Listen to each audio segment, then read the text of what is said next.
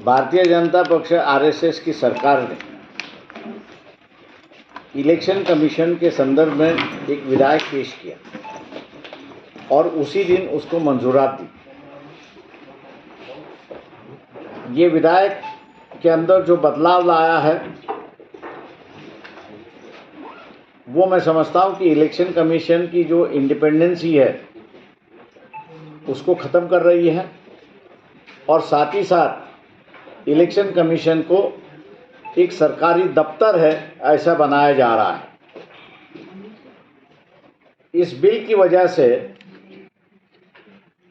Election commission की जो nomination करने का जो व्यवस्था सुप्रीम कोर्ट ने बताई थी अपने एक जजमेंट में 6-7 महीने पहले, कि जिसमें उन्होंने ये कहा था कि prime minister, leader of the opposition और चीफ जस्टिस ऑफ इंडिया 3 जनों की कमेटी होगी कि जो चीफ इलेक्शन कमीशन अपॉइंट करेगा और साथ साथ उसके 2 कमीशन जो है वो भी अपॉइंट करेगा। इस निर्णय को बगल कर रखने के लिए ये जो नया बिल पेश किया है उसमें जो बदलाव लाया है उसमें कमेटी प्राइम मिनिस्टर होगा, लीडर ऑफ द ऑपोजिशन होगा, लेकिन तीसरा मेंबर जो होगा वो कैबिनेट मंत्री होगा कि जिसको प्राइम मिनिस्टर पसंद करते हो वही उसका होगा। इसका मतलब यही हुआ कि सरकार जो चाहती है वो ही यहाँ चीफ इलेक्शन कमीशन होगा या कमीशन के मेंबर यहाँ पर होंगे। तो ये सरकारी कमीशन हो गया है, ये इंडिपेंडेंट कमीशन नहीं हो गया। दूसरा इसमें यह है कि पहले जो है वो इलेक्शन कमीशन को पेंशन लागू नहीं थी, अब जो है उसको पेंशन लागू कर दिया है। पहले इलेक्शन कमीशन अपना खुद सब कुछ तय कर सकता था, लेकिन अभी जो है सुविधा के बारे में जो है उस सुविधा के बारे में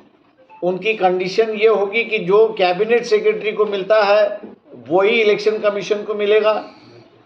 अपॉइंटमेंट किसका होगा इसमें जो प्रावधान किया है वो सेक्रेटरी लेवल पे जो रह चुका है वही होगा। इसका मतलब ये होगा कि सिर्फ और सिर्फ आईएएस ऑफिसर इलेक्शन कमीशन हो सकता है, बाकी कोई नहीं हो सकता, ऐसी एक परिस्थिति है। और इसलिए ये बिल के माध्यम से जो है वो इलेक्शन कमीशन को कैद बनाने की सरकार ने साजिश की है और ये साजिश करते हुए पहले से ही उन्होंने तय कर लिया था कि राज्यसभा लोकसभा के जितने भी विरोधी दल के सदस्य हैं इनको सस्पेंड किया जाएगा और सुनियोजित पद्धति से उन्होंने ऑपोजिशन के मेंबर को सभागृह के बाहर रखा